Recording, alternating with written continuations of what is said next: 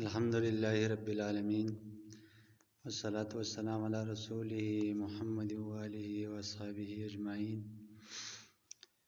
أما بعد، عن أبي هريرة رضي الله تعالى عنه قال قال رسول الله صلى الله عليه وسلم: إذا كان أمراؤكم خياركم وأغنياؤكم سمحاؤكم وأموركم شورى بينكم فظهر الأرض خير لكم من بطنها إلى آخر الحديث.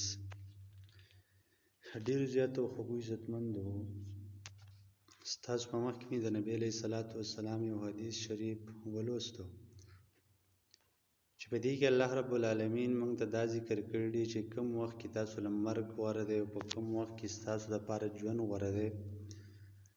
نبی علیه الصلاۃ والسلام دا دواړو دپاره اسباب ذکر کړي چې کله کله دا مظاهر او دا څیزونه موجود دي، نو ستاسو لپاره مرګ غوره دی. په دې حالاتو کې د دې په مقابله کې که دا څیزونه موجود دي، نو ستاسو لپاره ژوند بیا غوره دی.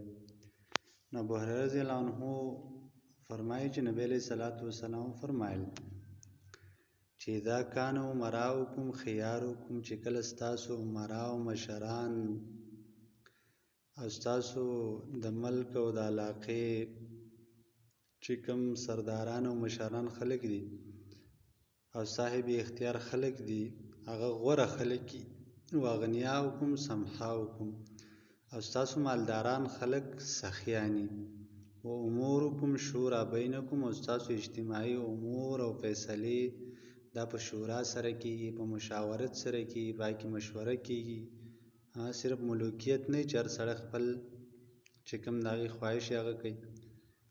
نو په دغه وخت کې تاسو خوش قسمته خلک یې. نو فظهر الارض خیر لکم من بطنها، ستاسو دپاره د ځمکې دا شا دا غوره ده د ډېره خېټې نه. یعنې ستاسو دپاره دا غوره چې تاسو د ځمکې په شا باندې ګرځئ ژوندي.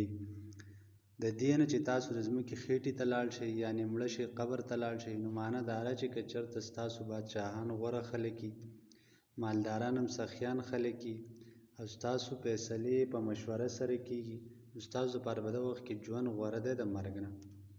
خو که چېرته داسې بدقسمتي چې اذا کان امراؤکم شرارکم، چې ستاسو عمرا او ستاسو مشران دا شرپسند خلک وي، بېدینه خلک وي، د دین دشمنان وي.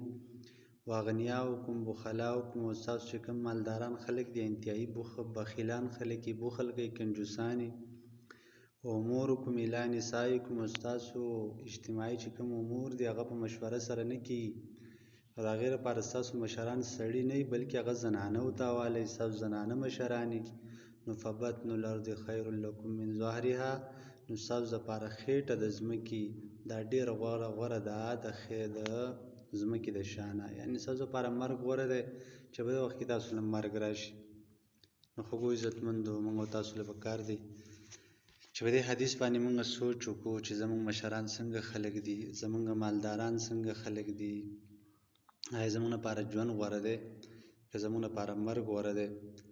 نو د مرګ سوال کول خو هم نه دي پکار. خو نبي علیه الصلاۃ والسلام داسې فرمایي چې تاسو داسې وایئ چې الله که په مرګ کې م خیر وي نو ما له مرګ راکړه، که زما په ژوند کې خیر وي نو موږ له ژوند راکړه. نو الله رب العالمین دې وکړي چې زموږ مشران نیکان صالحان شي، زموږ مالداران سخیان شي، زموږ فیصلې د اجتماعیت چې کوم دی په شورایت او مشورې سره وي. نو الله رب العالمین دې موږ له توفیق راکړي، او الله دې زموږ ټول مشران او کشران ټول نیکان صالحان جوړ کړي. واخر دعوانا الحمد لله رب العالمین.